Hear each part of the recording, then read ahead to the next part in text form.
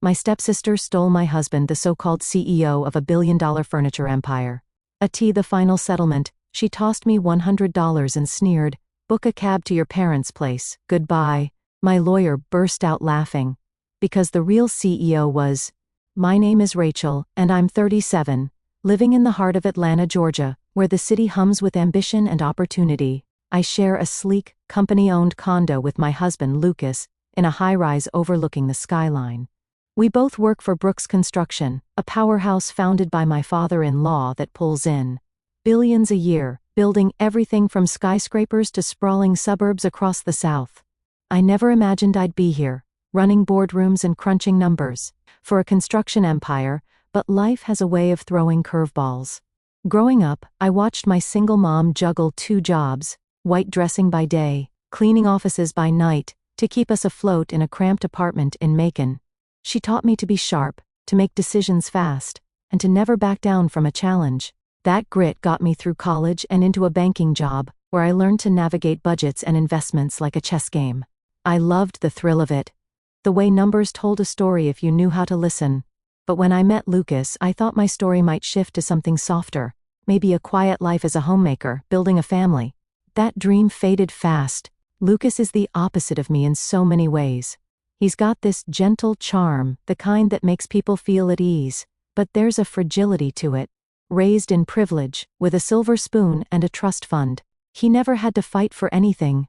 His father built Brooks Construction from a small outfit into a juggernaut, buying out competitors and earning respect for his tough, brilliant mind. Lucas was supposed to follow in his footsteps, groomed to take the helm, but he's never had the stomach for it. One evening, sprawled on our couch watching some mindless reality show, he admitted it himself. "I'm not cut out to be CEO Rachel," he said, his voice soft, almost relieved. "I'd just be a figurehead. It's easier that way." I remember staring at him, my heart sinking, wondering how someone could be so contented drift through life. To me, I'm wired differently. Decisions come naturally. I weigh options, trust my gut, and move. My mom used to say I was born with a calculator in one hand and a plan in the other. When I married Lucas, I planned to leave my banking job and focus on us, maybe start a family. But my father-in-law had other ideas. Not long after our wedding, he called me into his office, a wood-paneled room filled with blueprints and awards. "Rachel," he said, his eyes sharp despite his age, "this company needs someone like you. You've got a head for numbers and a spine to match. Work with us." I hesitated, picturing the quiet life I'd imagined, but the challenge in his voice hooked me. I said yes, and that choice changed everything. At first, I was just another employee, learning the ropes of construction, timelines, contracts, labor costs. But my father-in-law saw something in me. A few months in, he started inviting me to board meetings, asking my take on deals or budgets. The board, a group of gray-haired men used to running the show, raised eyebrows at the founder's daughter-in-law sitting at the table. I could feel their skepticism, like I was some outsider crashing their club. But I didn't shrink. I'd spent years in banking, analyzing risks, and spotting gaps others missed.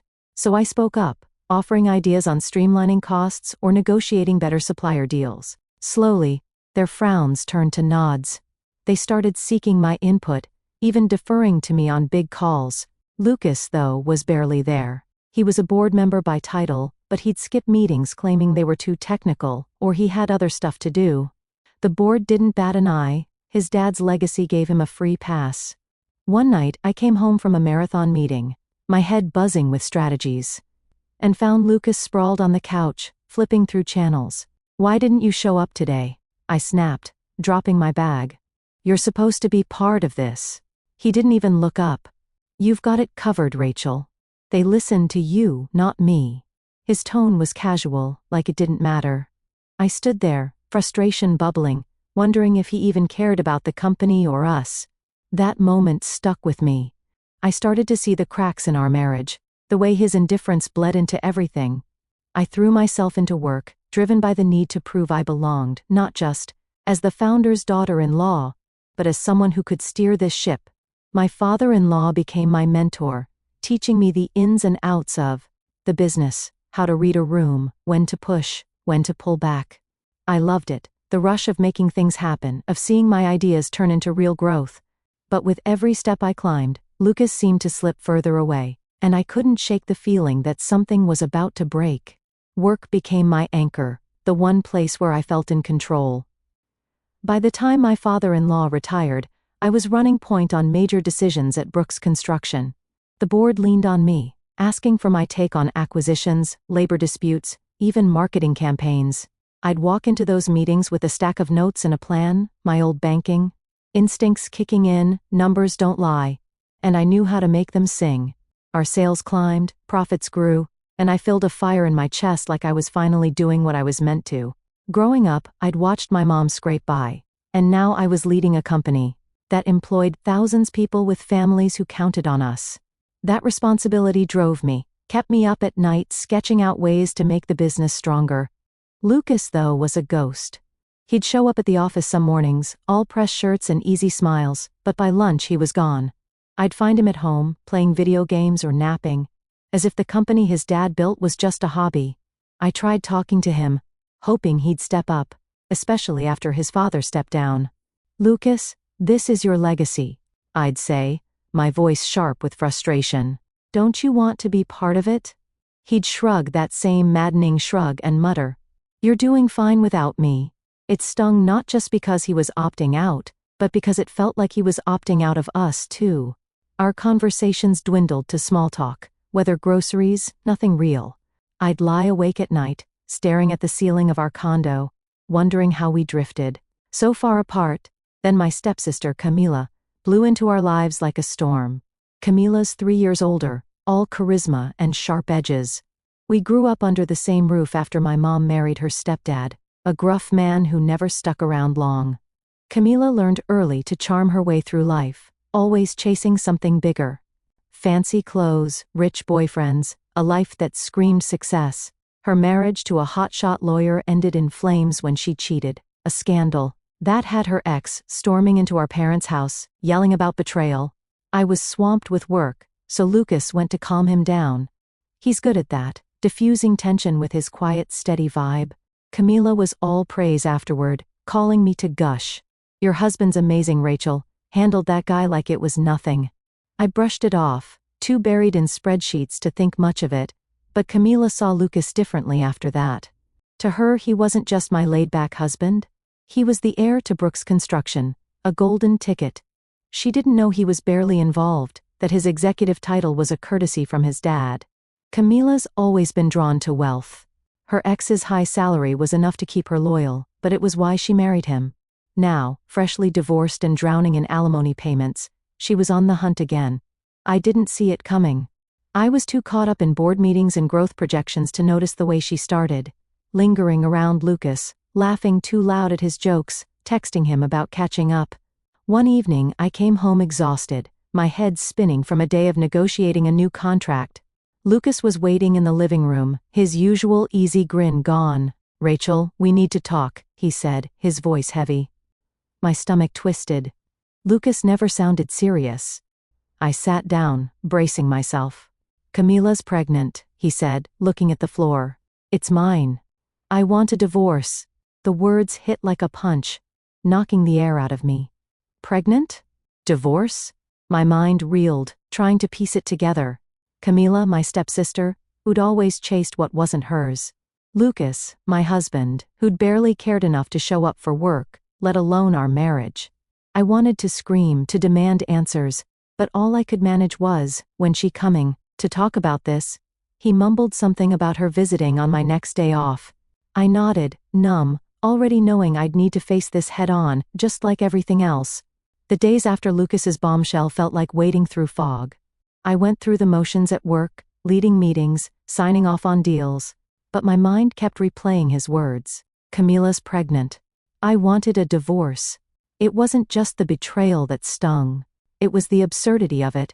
Camila, who'd always chased shiny things, had set her sights on Lucas, thinking he was some big-shot CEO. And Lucas, too spineless to say no, had let it happen. I felt like an idiot for not seeing it, for letting work blind me to the cracks in my life. I knew I had to protect my place at Brooks Construction. If I was divorcing Lucas, I'd be just another ex-daughter-in-law. And I couldn't risk losing the role I'd fought for. The next morning I drove to my in-laws' sprawling estate outside Atlanta, my nerves jangling. My father-in-law was in a study surrounded by old photos and construction plans. I told him everything. Lucas' affair. Camila's pregnancy. The divorce. My mother-in-law, hovering nearby, gasped, her eyes lighting up at the mention of a grandchild. But one sharp look from my father-in-law silenced her. He leaned back, his face unreadable, then smiled. "Rachel, you're the heart of this company," he said. "I don't care what Lucas does. You keep running things. I'll handle him." Relief washed over me, mixed with a pang of sadness. My father-in-law valued the business, his legacy, over his own son. But for me, it meant I could keep my purpose, my place. When my day off came, Camila showed up at our condo, all smug confidence, her designer bag swinging like a trophy. "Rachel," she said, her voice dripping with pity, "I'm so sorry you couldn't have kids. But don't worry, I'll make sure you get plenty of money to start over. Just leave this place." She gestured at the condo, like she already owned it. Lucas sat there, silent, his face blank as ever. I wanted to laugh at the absurdity. Camila thought she was stealing some billionaire lifestyle, but she had no idea how little. Lucas actually had I kept my cool, channeling the same focus I used in boardrooms. "Divorce is fine," I said, my voice steady. "But we'll need lawyers to sort out alimony and property. And Camila, you really think Lucas is the prize you're after?" Her eyes narrowed, but she waved it off, all bravado. "I know it's real, Rachel. Lucas has got everything I need." I bit back a smirk. She thought he was the president, the heir, sitting on a fortune. She didn't know the condo was company property, or that Lucas's executive salary barely covered his coffee runs. I let her talk, her arrogance filling the room, while I mentally mapped out my next steps. This wasn't just about a broken marriage, it was about protecting what I'd built, and I wasn't letting either of them take it from me. The divorce negotiations were set for the next day, and I was ready. I'd hired a sharp lawyer, Mia, who'd handled high-stakes corporate cases and knew how to keep things fair but firm. We met in a sleek conference room at Brooks Construction, the Atlanta skyline glinting through the windows. Camila strutted in, acting like she'd already won, while Lucas slouched beside her, his usual indifferent mask in place. I sat across from them, Mia at my side, my heart pounding but my face calm. I'd spent years outsmarting competitors in boardrooms. I could handle this. Camila started strong, tossing her hair. "Rachel, name your price for alimony. I'll make sure you're taken care of." Her tone was patronizing, like she was doing me a favor. Mia raised an eyebrow, then slid a document across the table. "Since you're offering, we'll be claiming alimony from both Lucas and you, Camila," she said coolly. Camila's jaw dropped. "Me? I'm already paying my ex," she sputtered. I leaned back, watching her confidence crack. She hadn't expected this, hadn't thought through the mess she'd made. My mom's voice echoed in my head. People who chased shortcuts always trip. Camila was tripping hard, then came the property division. Camila, still trying to regain her footing, declared, "This condo's Lucas's family's, right? It's not part of the split." Mia didn't miss a beat. "The condo and the land it's on belong to Brooks Construction. The company decides who stays." Lucas blinked, surprised. "Wait, I thought it was Dad's," he mumbled. Camila's face went pale. "So we can't live here?" she asked, her voice sharp. Mia's reply was crisp. "You can if the company allows it, but that's up to the acting CEO." She glanced at me, and I saw Camila's eyes widen as the truth hit her. "Hold on," Camila said, turning to Lucas. "You're not the CEO." I stepped in, my voice calmed but firm. "I'm the acting CEO, Camila. Lucas is an advisor, no executive power. My father-in-law made me president when he retired. The board trusts me to run things." Lucas looked away, embarrassed, while Camila's face twisted in disbelief. "You're joking," she snapped, glaring at Lucas. "You let me think you were the boss." He shrugged, that same infuriating shrug, and I almost laughed. Camila had banked on Lucas being her ticket to wealth, but she'd misread the board entirely. Mia, still chuckling, asked me, "Can Lucas and Camila stay in the condo?" Before I could answer, Camila jumped in. It's company property, so it's free for Lucas, right? Mia shook her head, sliding over a rental agreement. It's leased to employees at market rate.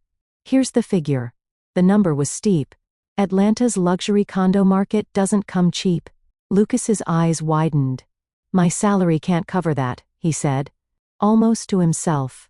Camila looked like she'd been slapped. She'd walked in thinking she'd won a mansion. Now she was staring at rent she couldn't afford. I felt a strange mix of pity and triumph. Camila's whole plan, seducing Lucas, chasing his supposed fortune, had collapsed. Lucas, who never cared about money or responsibility, was just as lost. I'd spent years covering our expenses, pouring my salary into rent and bills while Lucas coasted. Now, with no savings to split, the divorce was clean but brutal. Camila's dreams of a lavish life were dust, and Lucas was left with nothing but his own indecision. I walked out of that room feeling lighter, ready to leave them both behind and focus on what mattered. My company, my team, my future. The fallout was almost poetic. Camila's lies unraveled faster than I expected. A few weeks after the negotiations, word got back to Lucas's family that her pregnancy claim was a sham.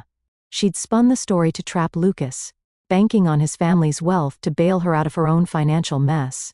My mother-in-law, who'd been so excited about a grandchild, was crushed. My father-in-law, who'd never trust a Camila, was livid. She's no daughter-in-law of mine, he growled when I visited him for advice. The tension at their estate was palpable. Camila and Lucas, now living there, were at odds with everyone. My father-in-law barely spoke to her, and when Camila begged him to cover her alimony payments to her ex, he shut her down cold. "You're nothing to this family," he said, his voice like steel. She'd crossed a line, and there was no coming back. Camila couldn't handle it. One morning, she packed a bag and vanished, leaving Lucas to face his parents' disappointment alone. She'd come into this thinking she'd scored a rich husband and a cushy life, but all she got was debt and drama. Lucas, meanwhile, tried to crawl back to me. One evening he showed up at my new apartment, a modest place I'd rented in Midtown Atlanta, all clean lines and quiet peace. "Rachel, maybe we could try again," he said, his eyes pleading. I laughed, not out of cruelty, but exhaustion. "Lucas, you made your choices," I told him. "You cheated with my stepsister. You checked out of her marriage long before that. I'm done." His dad had already cut him from the company, demoting him to attempt job-pushing papers. The man who'd once been heir to Brooks Construction was now scraping by, and I felt nothing but relief to be free of him. I threw myself into my work, the one place where I felt whole. Running Brooks Construction wasn't just a job, it was my calling. Every decision from approving new projects to ensuring our workers had stable jobs felt like a promise kept to the people who depended on me. I thought about my mom, how she'd worked herself to the bone for me, and I channeled that into making the company better. Our profits climbed, new contracts rolled in, and the board started calling me the backbone of the business. My father-in-law became my rock, offering advice over coffee at his estate, his gruff wisdom grounding me. "You're doing what I always hoped Lucas would," he said once, his eyes soft with pride. That meant more to me than any title that I don't think about remarriage. The idea of letting someone else in after all that betrayal feels like too much. My heart's been through a meek grinder, and I'm not ready to hand it over again. Instead, I'm married to my work, to the thousands of employees whose families rely on Brooks Construction. Their trust keeps me going, pushes me to show up every day with a clear head and a steady hand. I've learned what I'm capable of, what it means to stand tall when the world tries to knock you down. Camila and Lucas, they're a distant memory, a lesson in trusting my gut and choosing my own path to tell everyone who's followed this journey. Thank you. You've walked with me through betrayal, heartbreak, and hard-won victories. If my story hit you, if it made you feel the sting of injustice or the rush of fighting back, hit that subscribe button and join me. Every project we build, every deal we close, tells a story of grit, heart, and starting over. Keep carving your own path, and I'll see you at the top.